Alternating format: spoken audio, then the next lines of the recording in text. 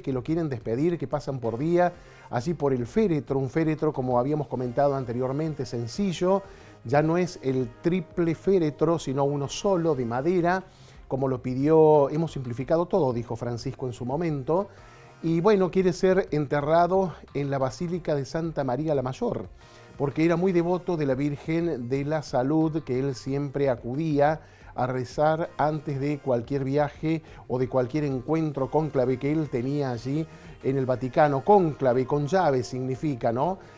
Van a estar dentro de 15 días allí los cardenales, que son 133 finalmente, porque hay 2 que le dieron de baja, votando al nuevo pontífice, y veremos si se continuará con la línea de Francisco o se le pondrá un freno.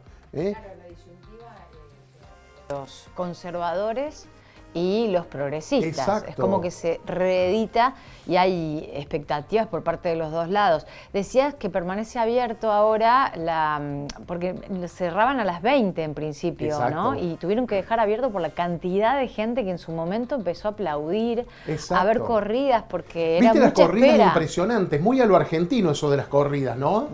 Sí, sí, ¿Lo bueno. viste por televisión? Sí, sí, claro, pero en realidad eran más como gente que se cansaba, más que corridas, gente que se cansaba de esperar porque estuvieron 7, 5 horas promedio y se iban. Entonces se generaban como vacíos sí. Y la gente corría para que nadie le ganara el lugar. Claro, porque querían despedirlo. Pero no eran corridas violentas ni nada, no, pacíficas. Claro, exactamente. En el marco del clima que se está viviendo. Bueno, Exacto. Y estamos, Paula, ahora con Federico Walsh, quien fue vocero del cardenal Jorge Bergoglio, que está embarcando hacia Roma. Buenos días, Federico.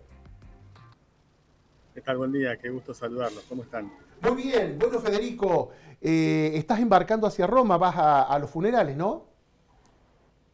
Exactamente. En este momento estoy en el aeropuerto, ya en unos minutos nos llaman para embarcar. Y bueno, con esta posibilidad que se me dio de último momento de poder participar de la despedida del padre, ¿no? Poder acompañarlo en estas últimas horas, poder despedirlo. ¿Y te sorprendió la muerte o en tu corazonada vos dijiste cuando lo viste ese domingo pasear por la plaza de San Pedro, está dando una despedida, o te sorprendió el fallecimiento a las 2:35 hora italiana, 7:35 hora argentina? Bueno, vos sabés que por un lado no me sorprendió porque yo sentía y veía que él ya estaba en sus últimos tiempos, ¿no? Uh-huh. Y él además ya nos venía hablando y nos venía preparando de que ya era el final, pero que él estaba tranquilo. Lo que sí, como decís vos, ¿no? Haberlo visto el domingo en la plaza y después que temprano, el lunes, me despertaran diciéndome que el padre había partido, la verdad que en esos primeros minutos sí, fue un sacudón, pero por otro lado, yo tengo cierta tranquilidad Uh-huh. de que él se fue como quería, ¿no? Claro. Se fue en paz, se fue sin sufrir, se fue habiendo podido vivir la Semana Santa, se fue habiendo superado 40 días de una internación que parecía que no salía y bueno, se fue como quiso, ¿no? Se fue en su ley. Es como que Dios le hizo cumplir todos sus deseos, es decir, despedirse de la gente, no sufrir en el momento de la muerte. Y bueno, eran todas cosas que me parece que él le había pedido. Yo ayer había visto una nota que no sé si se la hizo Nelson Castro, y le pregunta a Nelson qué piensa de la muerte. Bueno, una que se difundió ahora, que el Papa le dijo a él, difundí los audios cuando yo me muera. Y él dijo: yo lo único que le pido a Jesús es que no me duela al morir, porque soy medio, no quiero decir la palabra, flojo, agregó después, con este tema del sufrimiento. Sí, sí, es cierto, es cierto. Por un lado, comparto 100% lo que decís vos, que yo estoy convencido de que él en el hospital rezó y le pidió a Dios de que le diera la oportunidad de salir del hospital y de vivir la Semana Santa y que después ya se hiciera su voluntad. Creo que tuvieron esa conversación. Y después, por lo otro, no era un buen... no era un buen paciente, no fue un buen paciente en el hospital y al y al dolor y al sufrimiento siempre le tuvo mucho miedo, ¿no? Como muchos de nosotros, pero él pedía especialmente no sufrir. Eso que decís vos es muy cierto. Él no quería sufrir y bueno, eh, Dios se lo concedió, ¿no? Se fue en paz, se fue tranquilo. Federico, buen día. Quería preguntarte cómo lograste ser ex vocero de Jorge Bergoglio, cómo fue tu contacto, cómo fue ese camino y qué significaba eso, ¿no? Cómo era el trato en ese momento como ex vocero en esa relación que tuvieron. Bueno, ese camino comienza de una manera bastante providencial porque bueno, como ustedes saben, yo soy de Baigorria.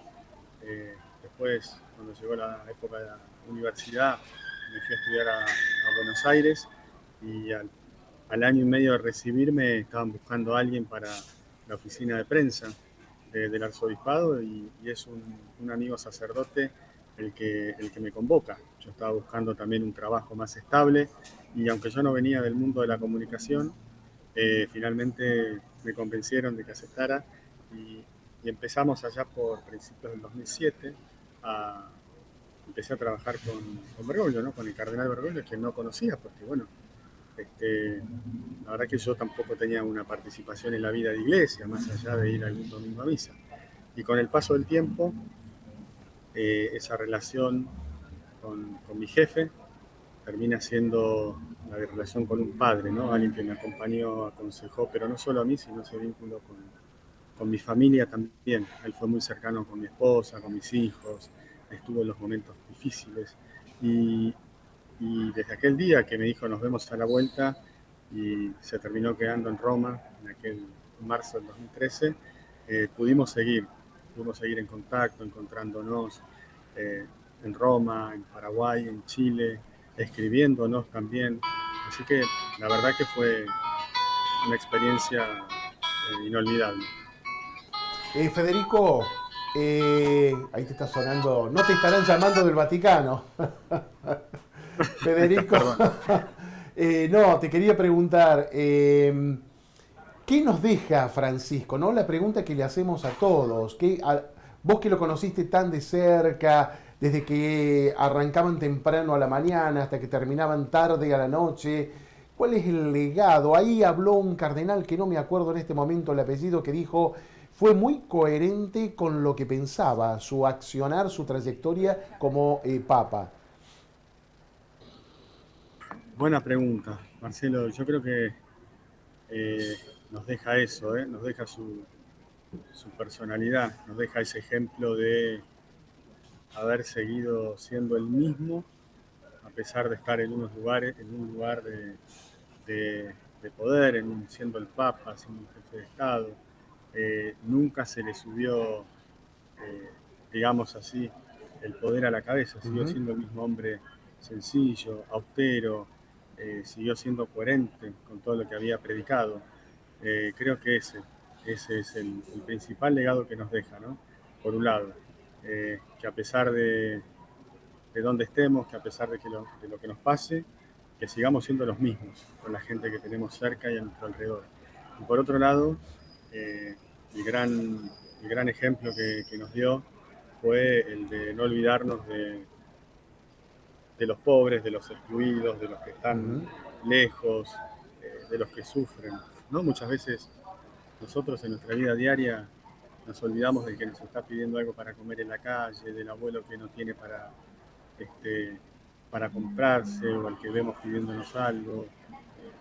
Bueno, hay tantas situaciones. Creo que todo eso que él nos mostró, de hecho, fíjense qué fuerte fue que su última visita volvió a ir a una cárcel, ¿no? Claro. Y hoy, el sábado, en el funeral, van a haber 40 personas, presos, trans, madres solteras, adictos a la medicación, que van a estar en un lugar de privilegio dentro de la ceremonia oficial. O sea, lo que uno podría decir, los descartados y los últimos de la sociedad, a los que no miramos y rechazamos, pidió el Papa que sean los que estén en primera fila el sábado despidiéndolo. Mira vos. Federico, quería preguntarte a raíz de esto que decís, es tan importante, abríamos el espacio hablando de esto, ¿no?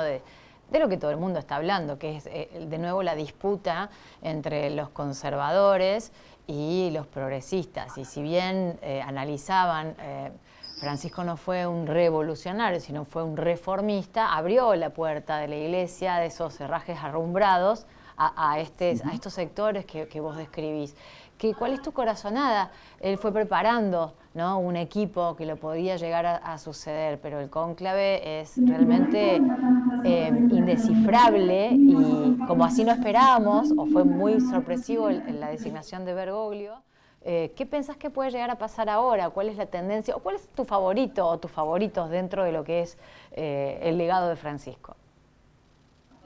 Mira, coincido con vos en que él fue preparando el camino, ¿no? Y esa fue una de las grandes reformas, haber renovado el colegio cardenalicio. Hoy el 80% de los cardenales fueron nombrados por él. Solamente un 20 entre Benedicto y alguno del pontificado de Juan Pablo II. Entonces, ahí está, creo yo, la clave, ¿no? Los que hoy tienen que elegir fueron elegidos por Francisco, con esa riqueza que veníamos viendo. Cardenales de los lugares más recónditos del planeta, de las zonas más desfavorables. Y me acuerdo que más de una vez tuve que agarrar el mapa para ver dónde quedaban algunos de los lugares. Así que yo creo que eso, para los que somos francisquistas, para los que más allá de la religión veíamos en el Papa Francisco un líder que iba derribando muros y que, como decías vos, ¿no?, fue abriendo puertas y ventanas para que entrara un aire fresco en muchos de los temas que puso sobre la mesa para empezar a dialogar. Creo que vamos a ver una continuidad. Vamos a ver una continuidad de ese papado, porque además el mundo lo está pidiendo así. El mundo está pidiendo que se siga con ese aire fresco y que se sigan hablando sobre temas que durante muchos años no se habló. Y ahí, justo con la pregunta de Paula, se me venía a la memoria, ayer lo estaba viendo al ex canciller Rukauf y ex vicepresidente, que él hacía como una suerte de apuesta, ¿no?